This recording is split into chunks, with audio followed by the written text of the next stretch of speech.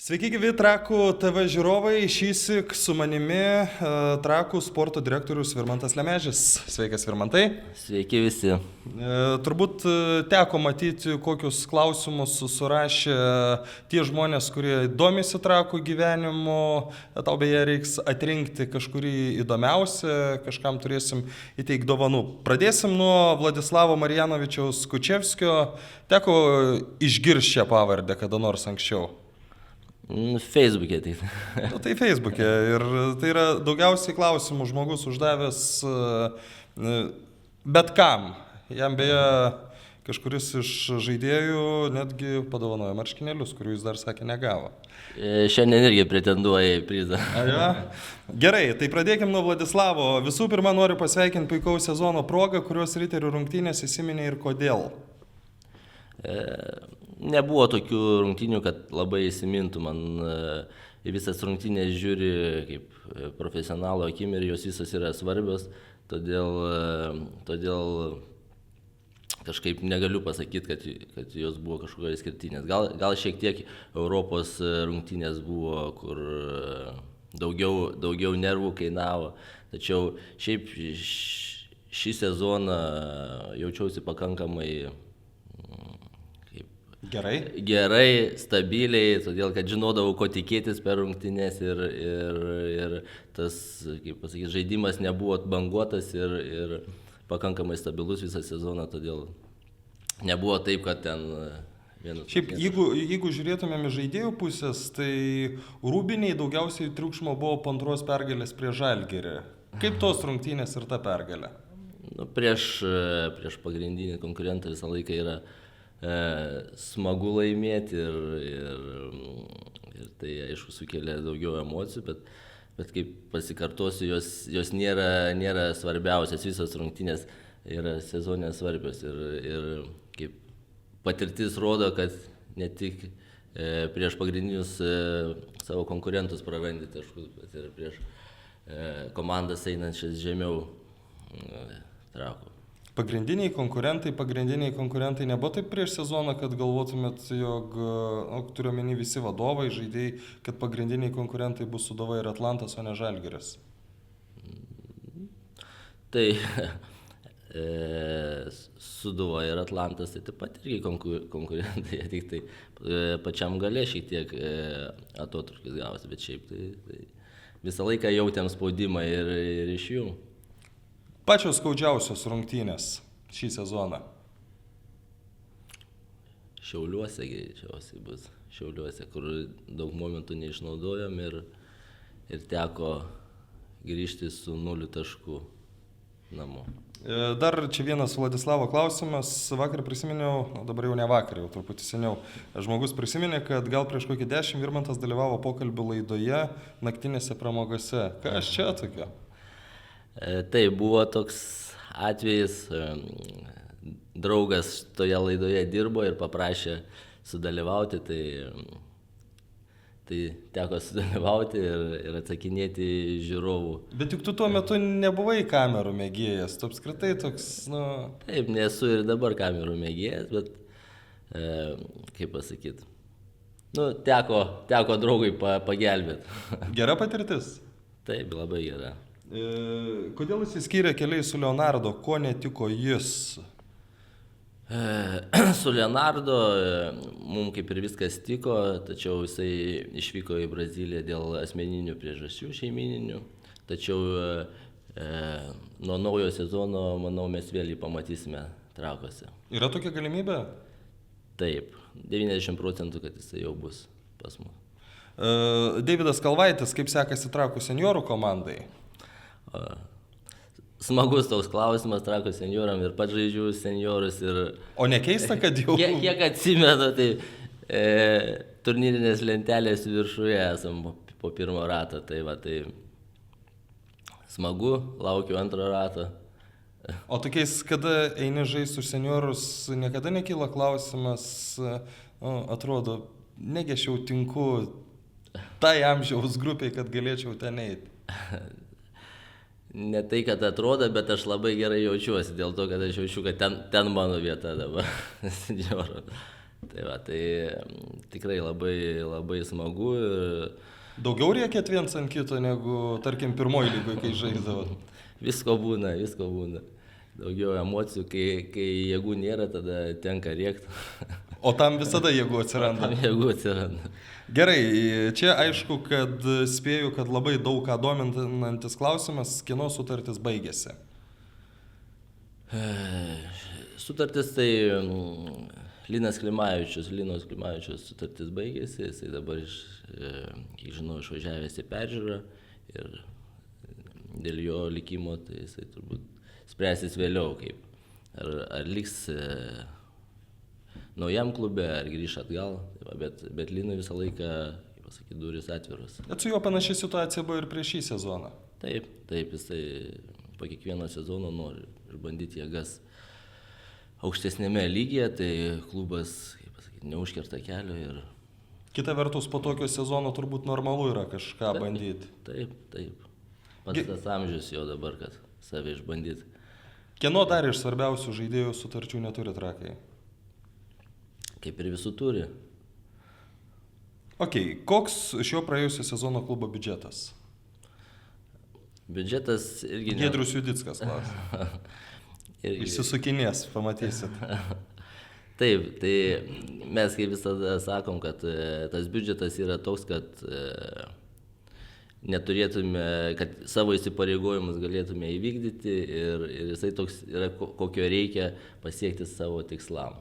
O tikslai buvo prizinės vietos ir į taurės finalą patekti. O, sakykime, lyginant su kitų klubų, kur Trakai kelintoj vietoj turėtų būti pagal biudžetą? Plius minus. Antri, treti. Kaip ir vieta, ar ne? Kokią išpirką gavote už Andrių Lipskį? Už Andrių Lipskį. Andrius norėjo padėti savo gimtam kraštui kelti futbolo lygį, tai jokios išpirkos nebuvo. Gražiai sutarėm ir jisai išvyko į Telšius atstovauti savo gimto miesto klubui. Na, beje, jis dabar ir treneriu ten dirba, jeigu kam yra iš tikrųjų įdomu. Kur dingęs Beso? Edvard Zinkevič klausia.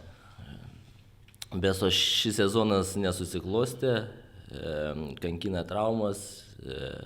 Pradžioje buvo kelio raiščių trauma, paskui, atrodo, įsigydė, pradėjo treniruotis, jau bandyti žaisti, tada raumuo įplyšo ir po to raumens įplyšimo vėl buvo sekantis įplyšimas, tai dabar reabilitacija vyksta, tai jau, jis dabar grįžęs atostogų į Gruziją. Bet jis dar Trakų žaidėjas? Taip. Toliau, ar dažnai kildavo noras išbėgti į aikštelę? Čia mes kalbam jau ne apie seniorus, kur patinka. Supratau, tai va, kai pajauti, kad tavo seniorų lygis, tai į aikštę noro tikrai nėra bėgti. Tai paprasčiausiai vertini žaidimą ir jauti savo galimybės, kad nu, jau tas laikas praėjęs ir jauni žaidėjai turi dabar rodyti save, atskleisti. Ar aš neklystu, buvo nemaža tikimybė, kad už dublerių komandą būtų tekę pasirodyti? Šiemet? Taip. Ne, šiais metais ne, tikrai. Toliau, Vastavšiai iš Pepla. Teko girdėti tokį pseudonimą? Taip, teko. Čia toks ilgas laiškelis. Sveiki, gerb Virmantai, sykį skambinau jums telefonu, turėjau labai rimtą klausimą. Pats asmeniškai liepėte viską išdėstyti elektroninėme laiške. 2 kartus padariau, atsakymą nesulaukiau. Kaip? Iš tikrųjų labai keista, kad tas atsakymas nenuėjo, nes pats asmeniškai jį rašiau, tačiau jį galėsiu pakartoti. Bet dėl šios tokios situacijos... Aiški situacija yra, ar ne? Taip, aiški situacija, kad žmogus buvo neįleistas su savo riešutais į futbolo rungtynes. Ir, žodžiu, ta situacija, manau, kad apsaugos darbuotojai neadekvačiai, kaip pasakyti, įvertina, ar ne? Jo, įvertina neadekvačiai, kadangi klubo vidaus rungtynių reglamente tokiam yra nustatyta, kad ten žiūrovai su savo maistu ir gėrimais į rungtynės neįleidžiami. Tačiau jie jau pasižiūrėjo taip tiesiogiai ir žmogus atėjo su riešutukais ir buvo neįleistas, bet tuo labiau antrą kėlinį. Tai viso klubo vardu norėčiau atsiprašyti už tą nesusipratimą ir tikiuosi, kad nebus šitas atvejis toks, kad atbaidys nuo futbolo rungtynių ir kviečiame kitą sezoną vėl į Pabandykit saulėgražas. Saulėgražas, tai kviečiame į Trakų rungtynės ir į stadionus. Ok, 2 klausimai panašus, Vyčio ir Justo, kokie reikalai su stadionu Trakuose, ar yra planai riteriams persikelti Trakus ne vien treniruotėms? Atvirai pasakius, labai norėtume, tačiau Trakai yra specifinis kraštas ir, kaip pasakyti, į nacionalinio parko teritoriją įeina, todėl įvairios statybos ten yra praktiškai neįmanomas. Tai iš esmės nieks nėra pajudėję per tos 2 metus? Ne, greičiausiai tai bus treniruotės. Treniruočių bazę gerą turim Trakuose, patenkinti ekologiškoje aplinkoje, tačiau judėti dėl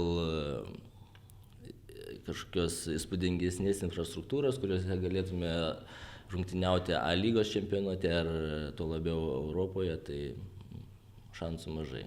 Bet yra? Yra, bet ne Trakuose, o šalia Trakų numatytos vietos. Yra žiūrima, ar ne? Taip. Toliau, Virmantai, kur bus komandos stovyklos? Ivan Filonov. Šiais metais, kaip ir pernai, čempionatui ruošimės Lietuvoje. Ir draugiškų rungtynių gal išvažiuosim į Latviją. Jau yra preliminarūs varžovai? Yra keletas numatytų rungtynių, bet kaip ir visada,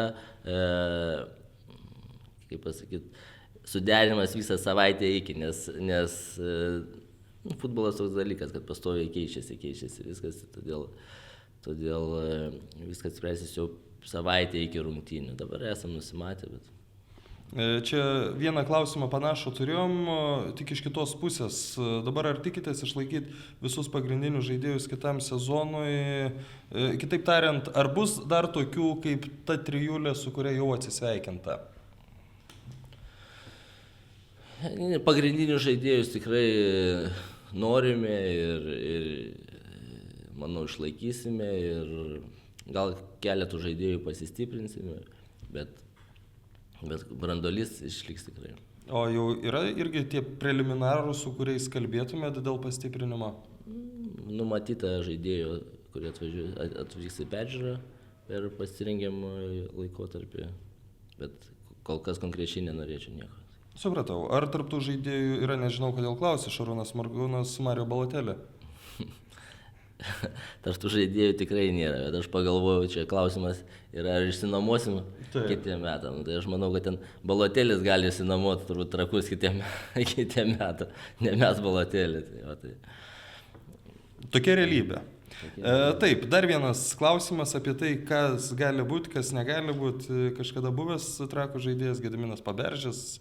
Kaip vertina tokių žaidėjų kaip irgi buvusių Trakų žaidėjų Giedrius Barevičius, Audris Dilys, Aurimas Meidus galimybę sugrįžti į Trakus? Gal kaip tik jų ir trūksta A lygos auksui?